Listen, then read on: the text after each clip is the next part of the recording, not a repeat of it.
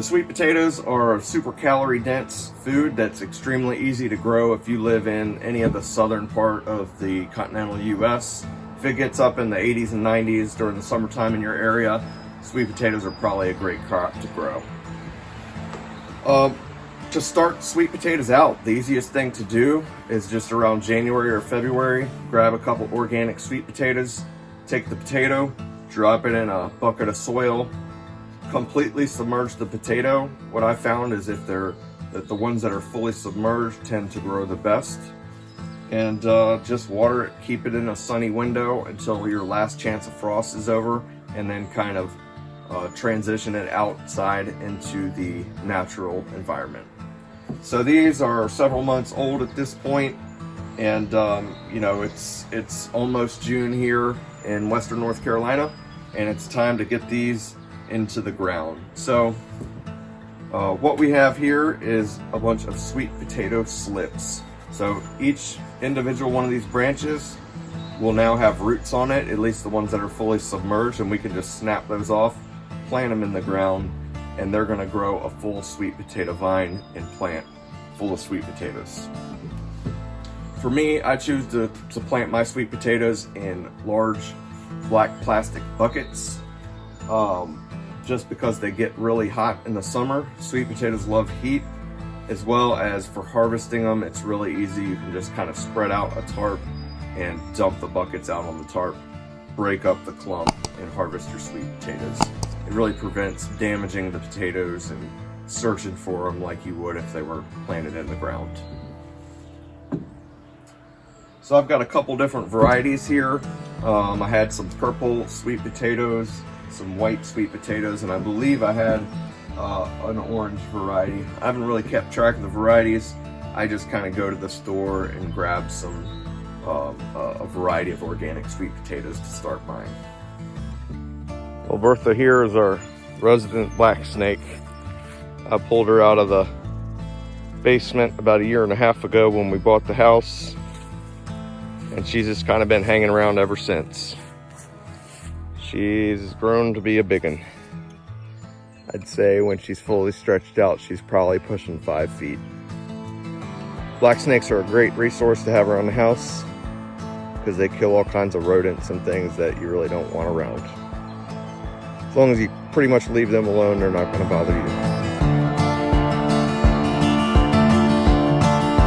Alright, so again, you'll see here that the plants that were fully submerged have really taken off compared to the ones there. I didn't really put them in a ton of soil and left them sticking out of the pots. You'll see here too, those slips are not ready to put in the ground.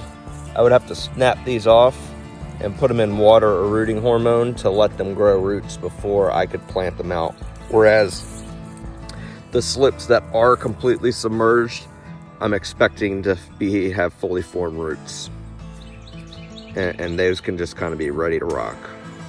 So looking back, one thing that I would do is I would mark my pots as to which potatoes were in which pot, as far as purple, orange, white, you know, or if you knew the exact varieties. In my case, I don't really know anymore, and the potatoes, a lot of them have rotted. Some of them are still identifiable and still firm, but you know, I have way more slips than I'll ever be able to use, and it'd be great if I could kind of, you know, equally divide the 3 different varieties in this case. So this is one of the most submerged potatoes that I had. Let's go ahead and pull it out and see what it came of. So that's what I want to see, a whole lot of roots. I'm going to do my best not to really damage these roots more than I need to, but they are going to go through some suffering here. So these were obviously the purples. This one was white. So here we've got 2 different varieties. I'm going to start with these. Yeah, so these have some nice roots.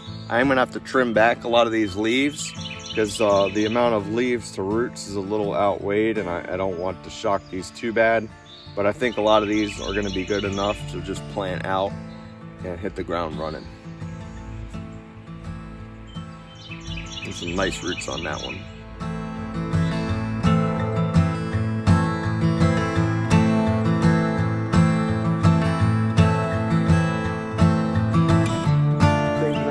Sweet potatoes don't need a lot of nitrogen. That's just going to grow leaves. What we want is roots. So I've got some leftover bone meal here, which is going to be a great source of phosphorus for the plants. I'm just going to sprinkle a little bit of this in each container.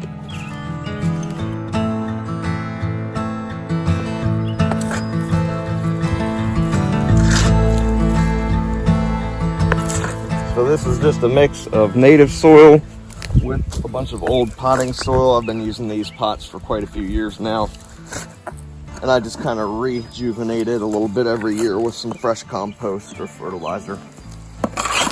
One thing with pots is the nutrients can drain out of them pretty quickly, so it's something you got to be aware of. So I'm going to plant these pretty crowded,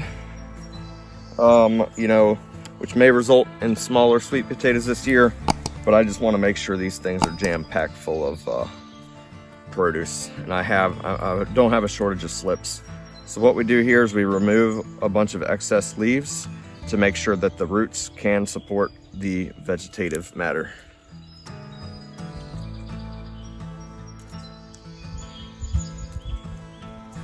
And then I'm gonna just take this and sink it like so.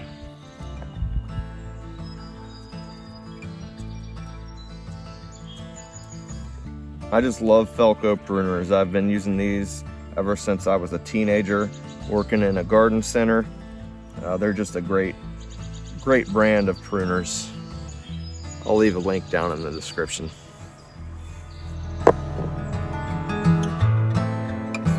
All right, so next I'm just going to get these watered in real good. I'm gonna finish planting out the rest of the pots. And then in the near future, I'm gonna put a nice thick layer of mulch on top of these. You could do wood chips, regular hardwood mulch, leaves, whatever the case may be, but you really want to keep the moisture content consistent, especially in pots. One thing you have to be aware of with sweet potatoes is near the end of their life cycle, if the water content changes drastically, it'll cause the sweet potatoes to split. So you want to water them consistently, keep them consistently moist. You don't want them going from really dry to really wet. From there, storing sweet potatoes is extremely easy. When you harvest them at the end of the year, you're gonna wanna just kind of lay them out in the sun. They like several days of some real hot, humid conditions to kind of cure them. And then after that, you just wanna let them dry out, and you can just throw them in the back of a kitchen cabinet and they'll last well over a year. In fact, I've had sweet potatoes last almost 2 years before just sitting in a kitchen cabinet.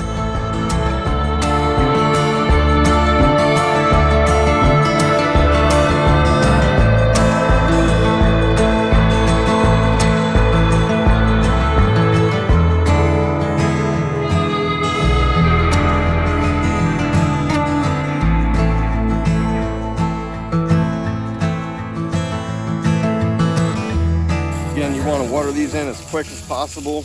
We'll really put these plants into a major shock here. In some cases, you could kind of pull the slips off and baby them inside in a cup of water or whatever out of the sun for a week or so to kind of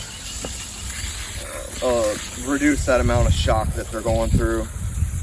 In my case, I'm just cutting off as much foliage as possible, getting them in the ground, soaking them down as quick as possible to prevent that transplant shock. And I'm just gonna kind of hope for the best.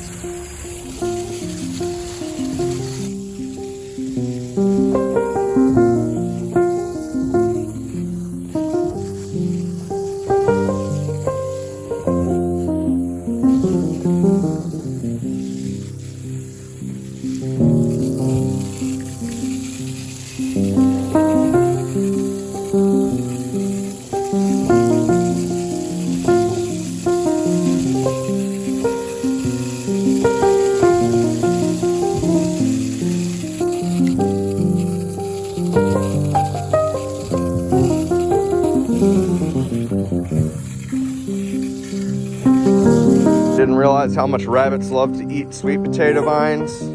So they've been coming up and just chewing these things off as soon as they grow even, 6 inches off the ground. I am afraid that I'm not gonna have a great harvest this year because of that, but we'll see here in another month or so. All right, so I'm not expecting much due to all the rabbit damage this year, but we're gonna see what happens. This is the first bucket of the year.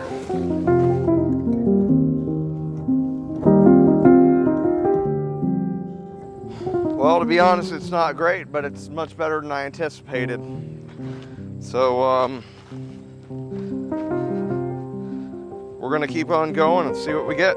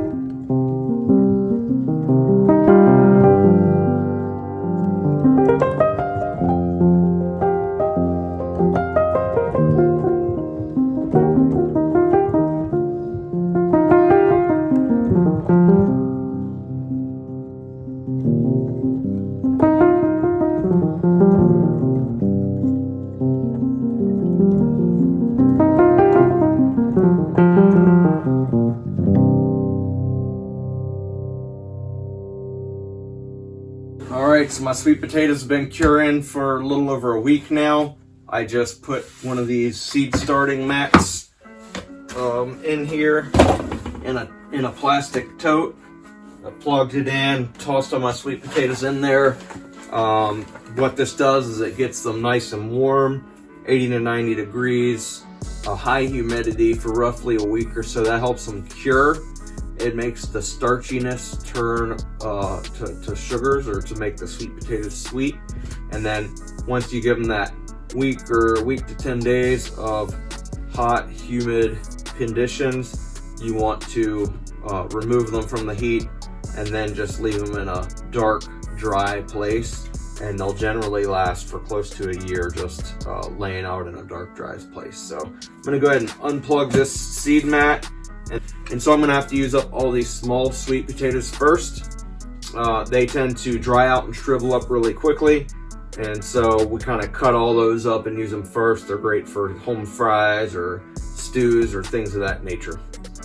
This year I had both purple and white varieties. I didn't have any orange, which is, I like to have kind of all three of different varieties every year. And this year I just kind of had what was left over from last year's sprouting. And so I just went with the white and the purples.